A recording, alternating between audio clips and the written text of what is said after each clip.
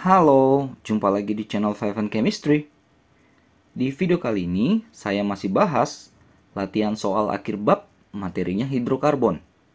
Materi kimia kelas 11 semester 1 di kurikulum Merdeka.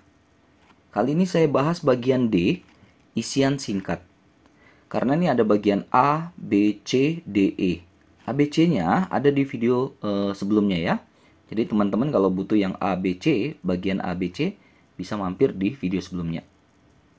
Kali ini soal yang untuk bagian D ada 10. Jadi langsung aja ya saya mulai. 1, 2, 3, 4 ini. Nomor satunya, unsur yang terkandung dalam senyawa hidrokarbon adalah. Jadi hidrokarbon itu adalah senyawa yang di dalamnya ada dua jenis unsur ya.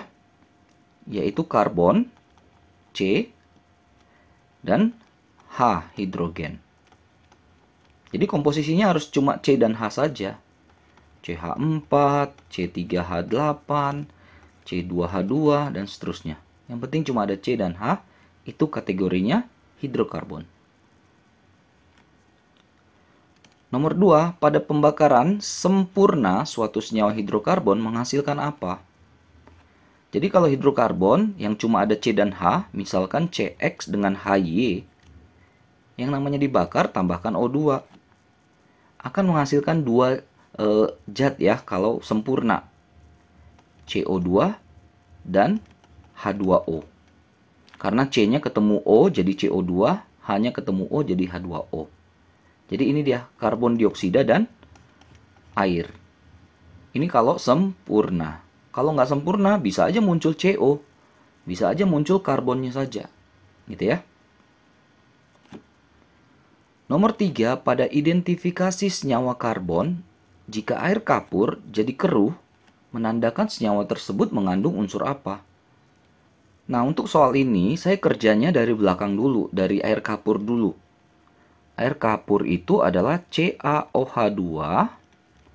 Lalu, gimana dia bisa jadi keruh? Kalau dia jadi keruh, artinya dia bereaksi dengan CO2. Jadi ini specific reaction ya, reaksi spesifik.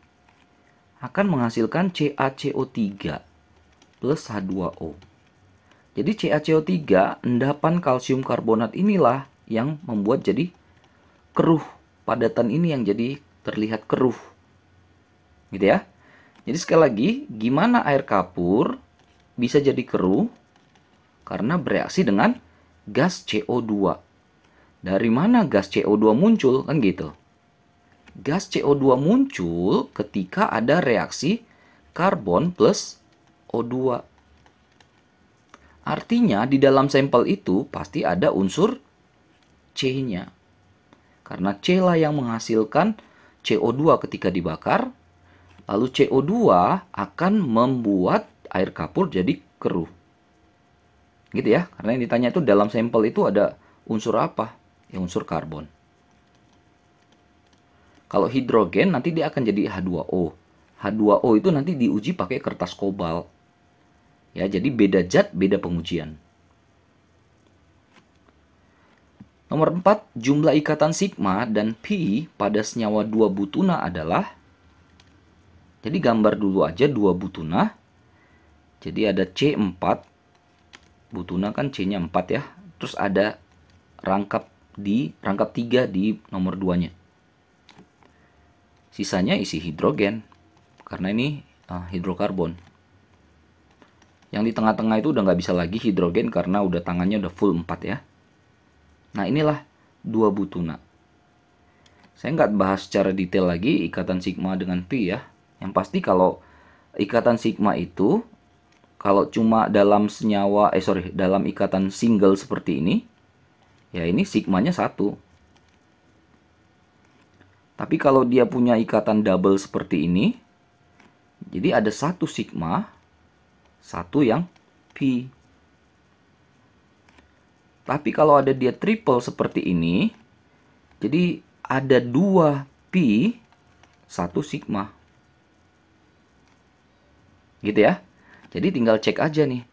Ini sigma 1, 2, 3, 4, 5, 6, 7, 8. Terus dalam triple bond ini ada satu kan yang sigma. Biasanya yang tengah dia. 9. Sigmanya ada 9. Sedangkan pi-nya ini dari triple bond ini. Yang atas bawahnya itu pi. Ini pi, ini pi. Jadi pi-nya ada 2. Gitu ya. Jadi dalam senyawa 2 butuna ada 9 ikatan sigma dan 2 ikatan pi.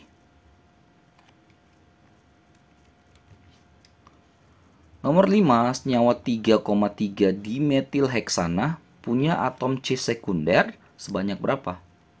Biasanya C sekunder itu disimbolkan dengan 2 pangkat 0 gitu. Tapi gambar dulu aja ya strukturnya. Heksana berarti C-nya ada 6. Lalu di posisi 3 ada metil 2 buah atas bawah. Isi hidrogen yang ujung-ujung aja dulu selamatin karena pasti 3 hanya. Ini butuh 2 lagi, butuh 2 lagi, butuh 2 lagi. Inilah senyawa 3,3 dimetil heksana. C sekunder itu adalah C yang dari 4 tangan C ada 2 ikatannya dengan C lain, misalnya ini. 2 lagi dengan H. Jadi kalau mau simple cari aja yang CH2. Nih. Ini sekunder. Sekunder. Sekunder. Jadi yang sekundernya ada 3 buah atom C. Gitu ya caranya. Nomor 6, nama UPAC untuk senyawa ini adalah harus dibongkar dulu. Saya mulai dari sini nih, CH3. Lalu ada C ini. Di sini dia C itu mengikat 2 buah CH3. Nah, kalau dia mengikat 2 buah CH3 itu satu atas satu bawah. Jadi kayak cabang gitu dia.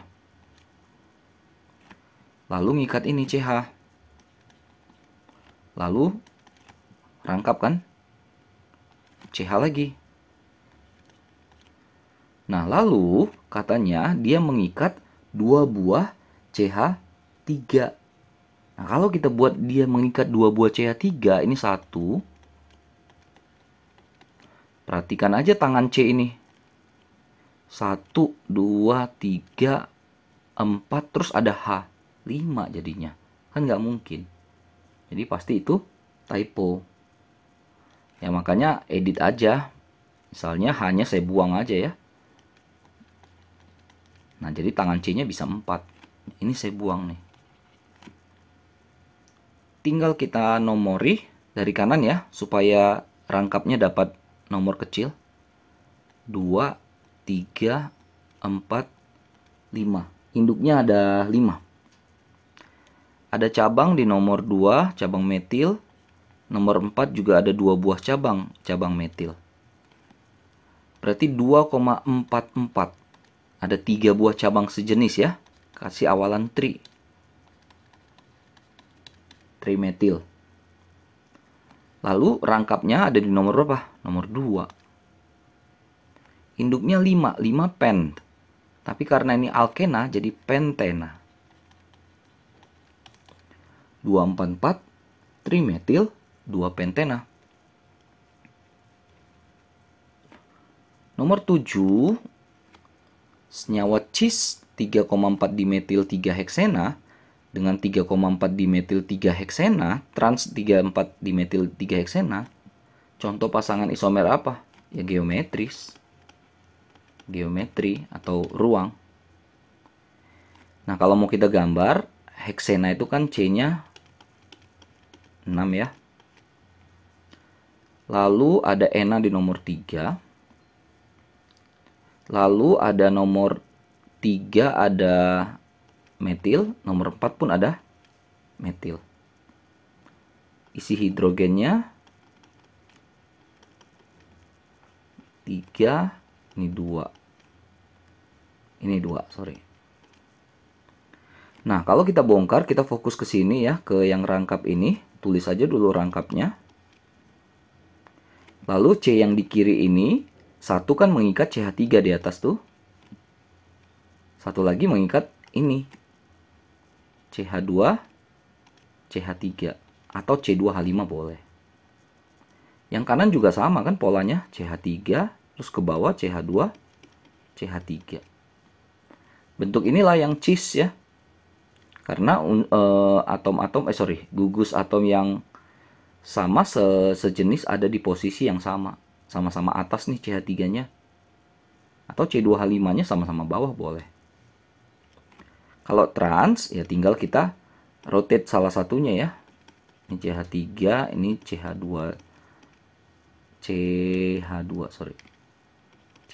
CH3. Ini yang CH2 CH3 kita rotate dia. Ini CH3. Nah, jadi kan yang sejenis itu kayak diagonal gitu, silang. Ini trans. Ini namanya geometri ya. Terakhir di slide ini nomor 8. Senyawa dengan titik didih lebih tinggi, normal heksana dengan isoheksana yang mana? Normal heksana 2, 3, 4, 5, 6. Kalau isoheksana itu buat 5 dia. Tapi ada satu cabang gini. Kayak di nomor 2-nya gitu. Nah, mana yang punya titik didih lebih tinggi adalah yang tidak bercabang. Ini ya, TD-nya lebih tinggi. Ini TD-nya lebih rendah. Jadi kalau cabangnya itu banyak, ada cabang, itu membuat luas permukaan jadi lebih kecil. Gitu ya. Sedangkan kalau dia lebih tinggi, luas permukaan lebih besar. Tanpa cabang maksudnya. Lebih besar. Ya.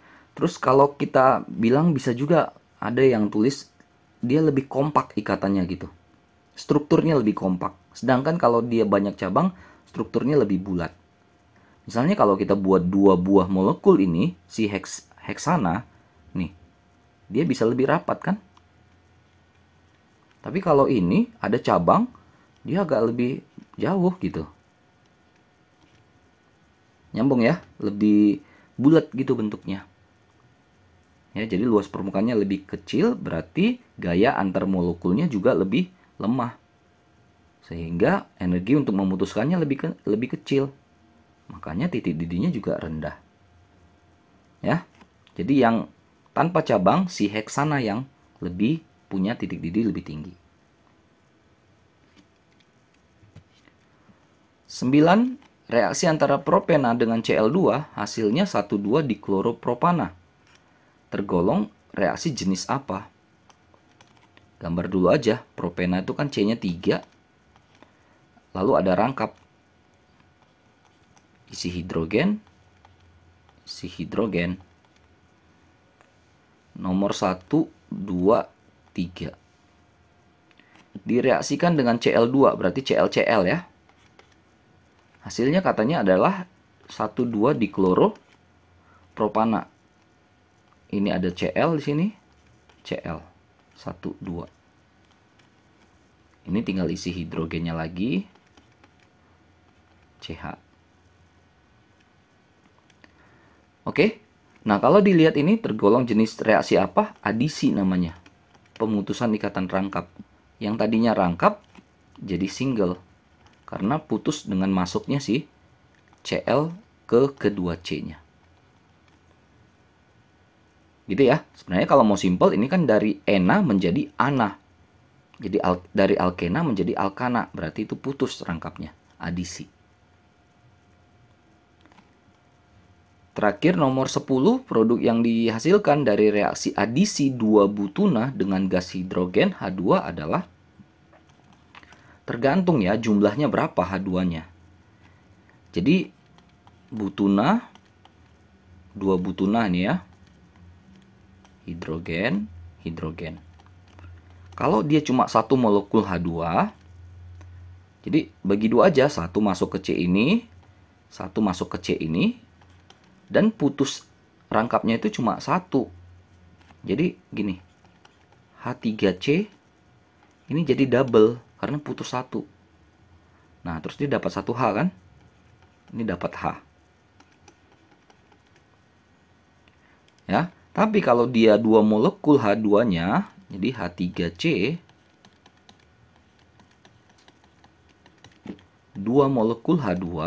Nah, ini pas habis semua ininya, triple-nya ini jadi cuma single. H3C. Terus masing-masing C ini dapat 2 H. Gitulah. Ya, dapat kan karena ada 4H kan? 2H2 itu kan ada 4H. Jadi ini CH2, ini putus semuanya jadi single. CH2, CH3. Tergantung ya. Kalau dia satu molekul, dia berubah jadi butena, 2 butena. Tapi kalau dia 2 molekul, jadi butana. Oke, selesai ya 10 soal akhir bab ya, hidrokarbon bagian isian singkat. Mudah-mudahan bisa dimengerti, bisa dipahami. Mudah-mudahan bisa bantu buat kalian yang terutama sedang belajar materi ini. Maaf ya, kesalahan kekurangan cuma niat bantu saja. Jangan lupa cek terus update terus video-video terbaru lainnya di channel Five Chemistry ini. Sampai jumpa dan bye-bye.